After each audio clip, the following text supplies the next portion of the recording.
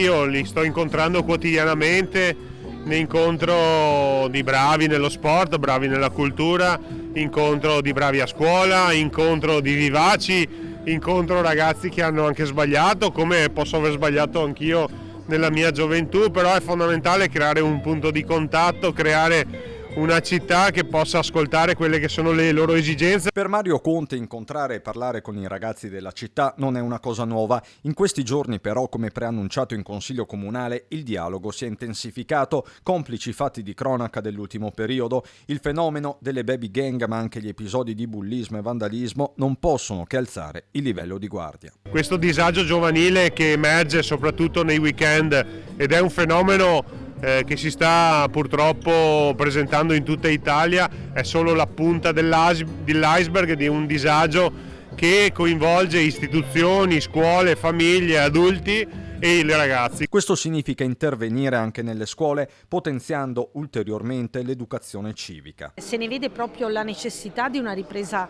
forte, adesso che la scuola è in presenza, adesso che anche gli studenti manifestano anche tutto il disagio che questi 3 anni, purtroppo 2 anni e mezzo, hanno portato con sé.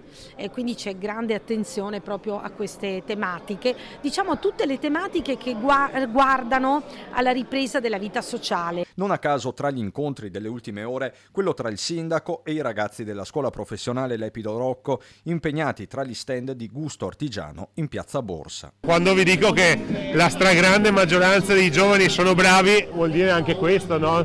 Ragazzi che studiano, che imparano un mestiere, che si mettono a disposizione della comunità, della città, dei turisti, dei visitatori. E vedete, di questi siamo tutti quanti orgogliosi. Credo che loro siano i veri influencer, per quelli magari un po' più annoiati, che si lasciano andare a dei comportamenti che fanno male soprattutto a loro stessi.